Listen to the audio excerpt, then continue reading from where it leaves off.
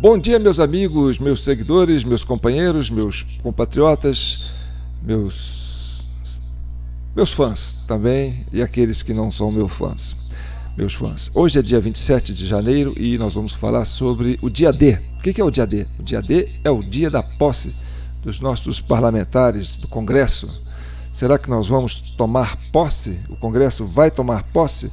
O brasileiro vai tomar posse do Congresso? Será que nós vamos retomar o Congresso de volta ao povo brasileiro? Será que o Congresso vai voltar a ser um parlamento livre, independente? E essa é a expectativa que vai fazer com que muitos brasileiros acompanhem de forma ansiosa o que vai acontecer no dia 2 de fevereiro agora. Então, para falar sobre isso, eu vou trazer aqui um vídeo, na verdade, 2 vídeos do ministro da Justiça e que está causando uma certa, assim, sabe, intranquilidade na zona de conforto de muitos militares. Vamos entender a fala do Flávio Dino sobre o que ele está planejando. Estive com o presidente da República, entreguei a ele um breve resumo dos projetos que nós estamos debatendo no âmbito do pacote da democracia. Haverá um aprofundamento posterior para que já no início do período legislativo o presidente possa conversar com os outros poderes e ver o destino desses projetos que foram elaborados aqui no Ministério da Justiça. São 4 ideias, uma emenda constitucional relativa à Guarda Nacional, uma medida provisória sobre internet e 2 projetos de lei. Um trata sobre crimes contra o Estado Democrático de Direito, aumentando penas e criando alguns crimes novos, por exemplo, atentar contra a vida do presidente da República, do presidente do Supremo, do presidente da Câmara, também aumentando pena de quem organiza e financia atos terroristas ou atos contra o Estado Democrático de Direito. E há o outro projeto de lei relativo à agilização da perda de bens para quem participa de crimes contra o Estado Democrático de Direito. E essa perda de bens se referindo a pessoas físicas e também a empresas. Então, é uma proposta de emenda à Constituição, uma proposta de medida provisória e dois anteprojetos de lei que poderão ou não ser transformados em projeto de lei, claro, de acordo com o debate interno do governo, que ainda vai ocorrer com outras áreas de governo, e depois o presidente da República deliberar para que, no mês de fevereiro, quando as comissões temáticas estiverem instauradas, com a pleno funcionamento parlamentar, aí sim iniciar este debate no âmbito do Congresso Nacional. Então era essa atualização, creio que abrangia assim, o conjunto de temas. Então vocês estão vendo o tamanho do problema, né, que esse ministro Dino está trazendo, não só para o colo do governo, como para o colo do Congresso e principalmente para o colo da população. Você reparou que ele falou assim, nós vamos criar crimes, novos crimes, vamos criar novos crimes. Isso é muito sério, criar crimes. Depois você volta o vídeo e vê onde que ele falou, e nós vamos criar crimes. Agora, a outra fala do Dino é a que mais me preocupa, e eu vou trazer ela aqui. E por que eu falo isso? Aí eu tenho que dar um resumo rápido, porque senão a gente não vai conseguir chegar no entendimento. Olha, o Brasil, ao longo do regime democrático, depois do regime militar de 64, que terminou em 84, nós fizemos aquele movimento direto, já todo mundo para a rua, a gente quer voltar para presidente, Então a esquerda fez aquele avalanche de campanha, multidão na rua, e até que conseguiram, né, colocar o Tancredo como presidente, de forma indireta, que era uma pessoa vinculada à esquerda, só que com a morte do Tancredo assumiu o Sarney. O Sarney ainda era resquício, né, da base de apoio do regime militar, e ele ficou assim meio na sinuca de bico, porque ele tinha que fazer esse enquadramento da esquerda dentro do governo, né, e não podia fazer muita coisa para poder se impor como alguém que defendia um processo tão democrático, que a esquerda acabou entrando no governo Sarney de uma forma que a inflação fez um avalanche, que o negócio foi uma coisa de louco. Enfim, então depois que a esquerda entrou no governo do Sarney, aí sim, a primeira eleição para presidente que aconteceu, eleição direta, agora sim a esquerda conseguiu, vamos votar para presidente, eleição direta. Aí o que acontece? Ganhou um candidato, e o que a esquerda fez? Na primeira vez, puf, caçou o candidato. Então, quer dizer, eles não queriam eleição direta para presidente, eles queriam o poder. Então, na primeira vez que teve um candidato eleito democraticamente pelo povo, eles caçaram. E aí, pronto, dali para frente, a esquerda assumiu. E, nesse momento, foram dois blocos de esquerda. Eu diria um bloco corporativo, que aí envolve o PSDB, PMDB, né? E um bloco proletário, que envolve o PT, PCdoB, PSOL, né? PSTU, enfim. Então, nós tínhamos dois blocos de esquerda. E o bloco majoritário, no primeiro momento, foi o bloco corporativo, com o PSDB, PMDB. Né? Eles governaram durante 6 anos e depois, com um certo desgaste, o bloco da esquerda proletária, né? A esquerda trabalhista, assumiu o poder, né, federal, e descobriu um jeito de permanecer, né? E sempre aquela expectativa de alternância de poder. Olha, uma hora o bloco de esquerda corporativo fica, uma hora o bloco de esquerda proletário fica, só que o bloco de esquerda proletário descobriu o jeito de não largar o osso, porque tinha umas manhas aí para se eleger. Enfim, aí esses dois blocos começaram a entrar num momento de tensão e de estresse. Foi quando o bloco do PSDB, PMDB, né, o bloco corporativo, começou a bater de frente com esse bloco proletário, da esquerda, mais à esquerda. E aí nasceu um desgaste muito grande, porque, olha, ou vocês vão dividir esse poder com a gente, ou nós vamos por racha. E aí o pessoal, não vamos dividir, não. Aí foram por racha. Depois de 4 eleições, né, a turma da esquerda corporativa começou a fazer um trabalho de perseguição às bruxas, né? Criou CPI, criou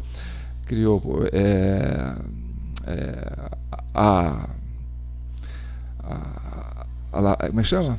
Lavagem, até esqueci o nome, né? Esse volume de lavanderia aí que criou a Lava Jato, né?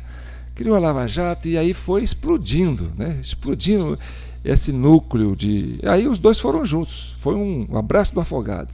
Nessa briga entre esses dois blocos, né, a esquerda corporativa com a esquerda proletária, a direita começou a ficar preocupada, falou, vamos trazer um candidato mais à direita, e aí quem pegou essa carona foi o Bolsonaro, que tinha um histórico de militar. Então foi assim, olha, nós vamos para a direita radical, porque vocês estão numa situação muito complicada e a gente não quer. Bem, então o Bolsonaro chegou através do voto direto, porque ele foi muito bem votado, né? E o candidato que estava representando a esquerda proletária, que tinha mais manha para fazer as eleições ganhar, ele não tinha tanta penetração para poder fazer essa virada nas urnas, né? Isso aí uma hora eu vou explicar com calma. Você fala, mas por que o Bolsonaro foi eleito? Agora vocês estão questionando. Tem uma motivação sobre isso. Quando eu olho para baixo, gente, não é porque eu estou lendo não, tá? É porque meu monitor fica aqui embaixo e me dá segurança quando eu estou me vendo, porque eu sei o que eu estou fazendo, aí eu devia ficar olhando para vocês. Enfim, então o que aconteceu? O Bolsonaro ganhou, mas ganhou com a voto popular. Ele ganhou distante da base, né? Ele não foi assim, a esquerda não tinha uma militância madura, né, operacional para poder garantir o governo dele. Então, o que garantiu o apoio? Qual foi a base do governo do Bolsonaro, né? Foi o apoio dos militares, porque os militares são legalistas. E isso forçou com que o Bolsonaro agisse dentro das 4 linhas. Ele falou assim, olha, eu não posso sair das 4 linhas, pela história que eu tenho de ser militar e por ter uma base militar me apoiando. Embora a esquerda estivesse fazendo tudo para poder tirá-lo das 4 linhas, inclusive andando fora das 4 linhas, o Bolsonaro se manteve dentro das 4 linhas. Por quê? Porque, como militar, ele tem que ser legalista, né? Essa é a origem da doutrina militar, e assim ele fez o governo dele durante 4 anos. Só que o quê? Ele não tinha o Congresso, né? Por exemplo, o Senado estava capturado por uma liderança que é ligado à esquerda corporativa. E a Câmara e o Judiciário também, né, tinha lá no seu poder maior, o Supremo, uma quantidade de juízes que também tinha uma origem de esquerda proletária e um pouco da esquerda corporativa. Então, quer dizer, o Bolsonaro governou o Brasil sem o apoio do Judiciário, sem o apoio do Legislativo, né, porque o Senado se omitiu, né, perante os abusos, e apenas com o apoio da população, que a massa ia para a rua, e aí, contra a voz da rua, a esquerda não mete muito a cara, né? Ele, com a aceitação popular e com o apoio militar, quer dizer, eles tiveram que ficar batendo dentro do quadrado deles lá, que na verdade nem é um quadrado, né? É uma estrela, vamos dizer assim. Isso fez com que a esquerda, o bloco corporativo e o bloco proletário, assim, não, a gente agora tem que resolver nossas diferenças e se unir para derrubar esse governo. A esquerda corporativa, que é do PSDB, PMDB, eles são controladores desse maior grupo de meios de comunicação, né, que aí vem essas redes de televisão, redes de jornais, esse consórcio que eles criaram. E pronto, essa é a participação da esquerda corporativa. E alguns deputados, inclusive o Pacheco, né, que fechou a porta do Senado para que o Judiciário pudesse agir livremente e confiscando a nossa Constituição, né? De um momento para cá, a nossa Constituição foi sequestrada. E aí, quem teve que andar nas 4 linhas foi só o presidente.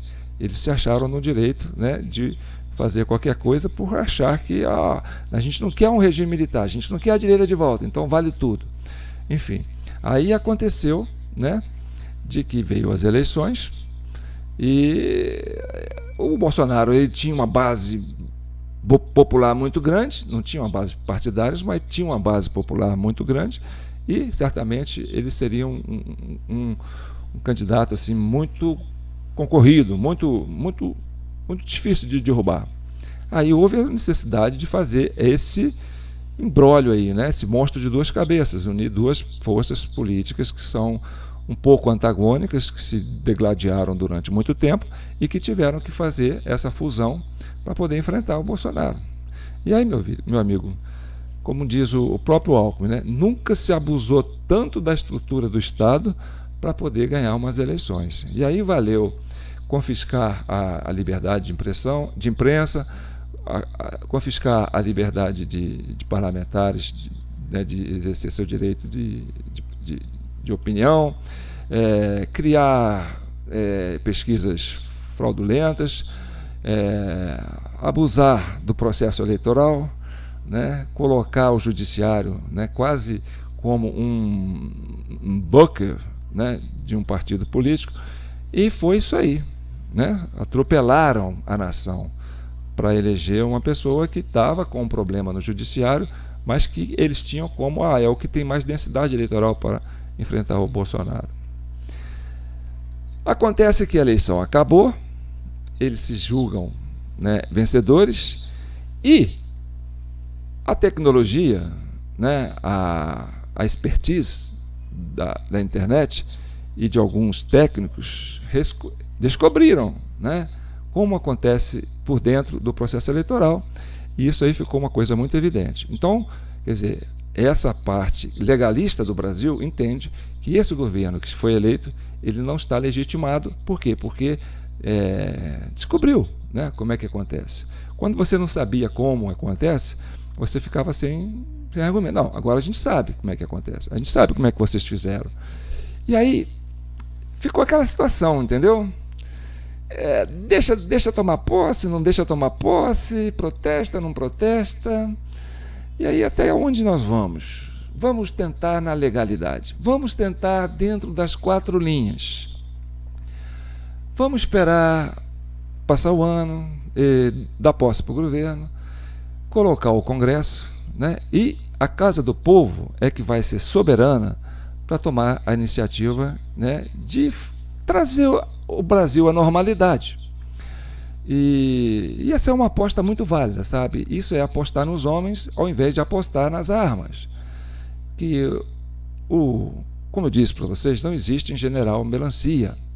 Existem pessoas com muita capacidade de estratégia e que muita visão política, eles têm uma visão política muito profunda. O Exército hoje não é, sabe, não é Sargento Garcia, pode ter certeza. Enfim, aí o que acontece? Na hora da posse, cria-se uma situação constrangedora para os eleitos, né? Quem vai passar a faixa? Eu não vou. O cara não está legitimado, é complicado. Não foi o presidente, não foi o vice, não foi o presidente da Câmara, não foi o presidente do Senado, não foi o presidente do Supremo. Quer dizer, tem quem quis passar a faixa para o candidato que eleito.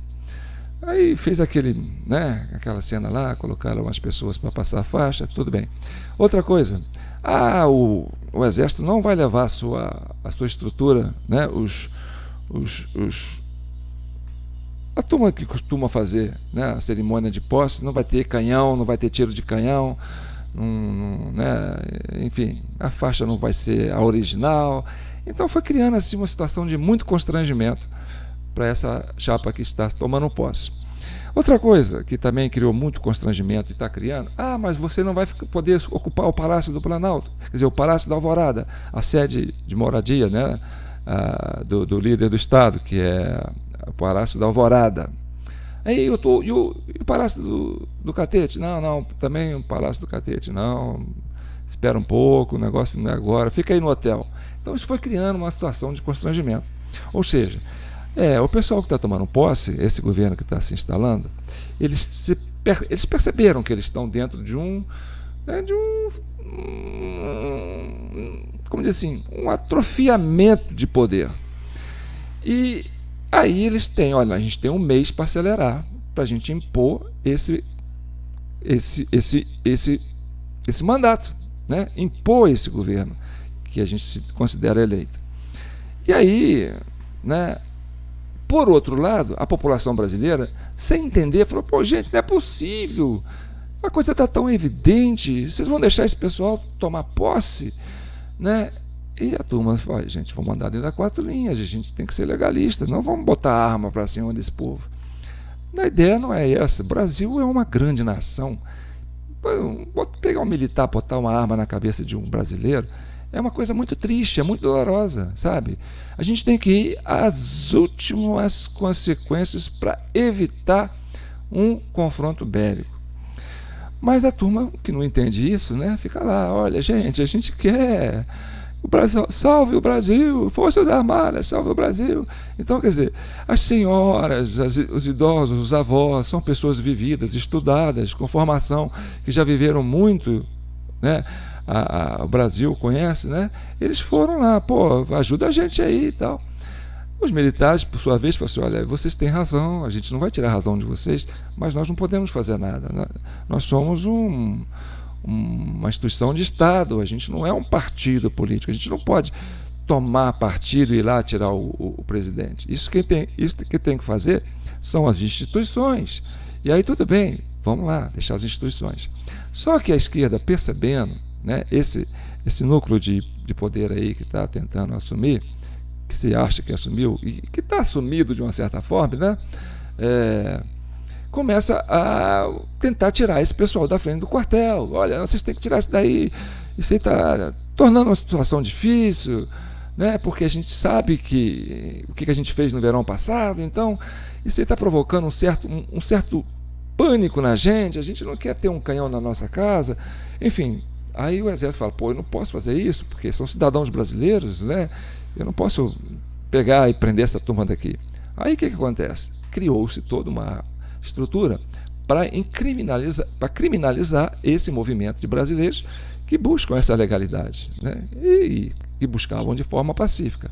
Então, a estratégia da esquerda, né, que é válida, eu entendo, sabe? Eu acho que política é isso aí, né? É engenharia política. Olha, vamos fazer uns atos terroristas, vamos colocar como terroristas, né? Tacar fogo em ônibus, carro, botar um terror na rua, né, mas fazer isso como se fôssemos os patriotas, né, para induzir que os patriotas estão querendo avançar para cima das instituições, né? Embora os patriotas sempre ficavam pedindo de forma legalista, né? Ninguém estava pedindo para fazer algo fora da Constituição. Todos achavam que tinha um artigo na Constituição que deveria ser invocado para restabelecer a normalidade. Mas, enfim, essa prerrogativa, que seria do Supremo Tribunal Militar, né, e acabou não acontecendo. Os militares entenderam que não, nós temos que apostar na área civil, que é o melhor caminho, que é o caminho do diálogo, que é o caminho do entendimento, que é o caminho da civilização. Aí o que acontece? Vamos resolver o negócio no Senado. Aí o pessoal, não, vamos fazer mais uma caminhada, porque já passou, já tomou posse, vamos fazer uma manifestação na rua. Aí levaram a multidão para a rua, e a esquerda, de forma até inteligente, vamos dizer inteligente de um certo ponto, porque quando a esperteza é muito, ela acaba engolindo o dono, né? Colocou um grupo de gente infiltradas, que já está provado, eu já fiz vários vídeos mostrando isso, né? E essas pessoas vão fazer um vandalismo generalizado nos 3 poderes. E vamos culpar que esse aí faz parte desse levante, desse pessoal que está pedindo, né, intervenção federal. Eles falam pedindo golpe, né? Mas na verdade não, eles estão tentando pedir a volta da normalidade.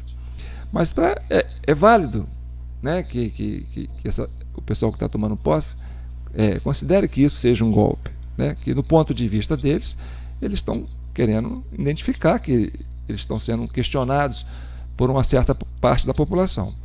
E aí, gente, esse imbróglio todo que aconteceu no dia 8, como diz um general, um grande terremoto, né?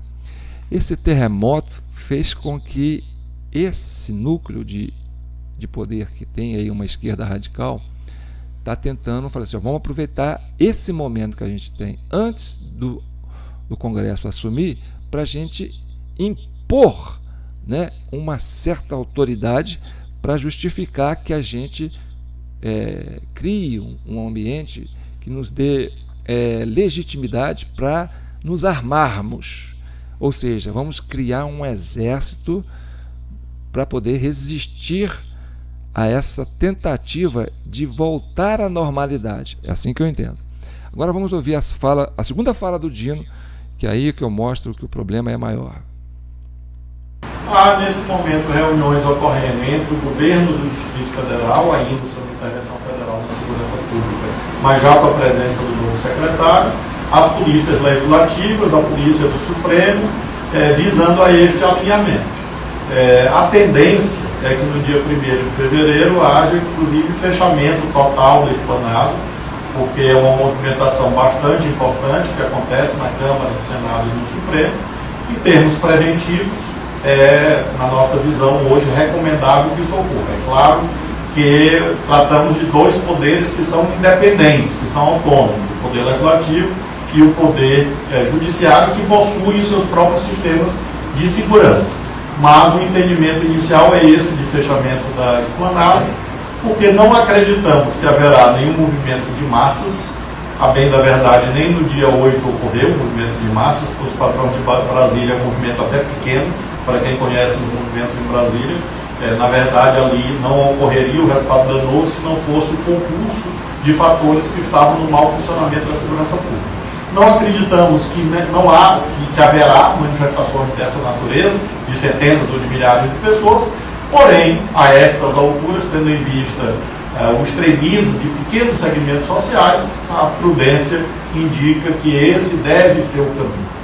que vai complicar um pouco a ocorrência da posse, mas, à vista destes terroristas, é necessário a adoção dessa medida, como, aliás, havia sido planejada também para o dia 8 de janeiro, só não foi cumprida. Em relação a outras medidas que a senhora menciona, é claro que elas estão em estudo, porque o Palácio do Planalto possui uma guarda presidencial, que é do Exército Brasileiro, não é da Polícia Federal, mas o Gabinete de Segurança Institucional está, obviamente, revendo todos os procedimentos no que se refere ao Palácio do Planalto. Uau! Pô, vocês ganharam uma propaganda aí, hein? Mas tá bem, tá válido, né? Vocês mandaram material e a gente está aproveitando. E muitas das vezes vocês são muito úteis, contribuem muito, né, para o nosso entendimento. Por isso que eu falo, né, o nosso último comandante que assumiu. Porque, olha, quantos comandantes do Exército têm assumido aí, entra um, sai outro, entra um, sai outro. Olha, a movimentação de peças do tabuleiro, né, das Forças Armadas está sendo intenso. Isso, entendeu? Mostra a tensão desse momento, porque o governo que está aí, ele desconfia das Forças Armadas. Eles não querem as Forças Armadas do jeito que está. E estão aí pensando, né, nessa Guarda Nacional. Ou seja, criar uma Guarda Nacional, que seria uma guarda política, uma guarda do partido, né, dos trabalhadores, desse governo que se pretende fazer, para deixar de ser uma polícia de Estado para ser uma polícia, né, partidária. Então, o Exército é uma instituição de Estado, mas o Dino quer criar uma instituição policial de partido, de um governo específico. E isso aí é uma coisa que demanda muito debate, e é muito difícil isso passar, né, lá no Senado, lá na Câmara dos Deputados, mas essa pretensão e essa impulsividade do ministro da Justiça, que disse que ele gasta 80% do seu tempo trabalhando na área de segurança, né, do que na área de justiça. Até porque nossa justiça hoje, né, está uma coisa tão complicada, que já foi também um caso de muito debate aqui, e nós temos um ministro lá do Supremo que resolveu ser, né, o delegado, o juiz, o acusador, enfim, a justiça ficou resumida, né? Está também sequestrada de uma certa forma.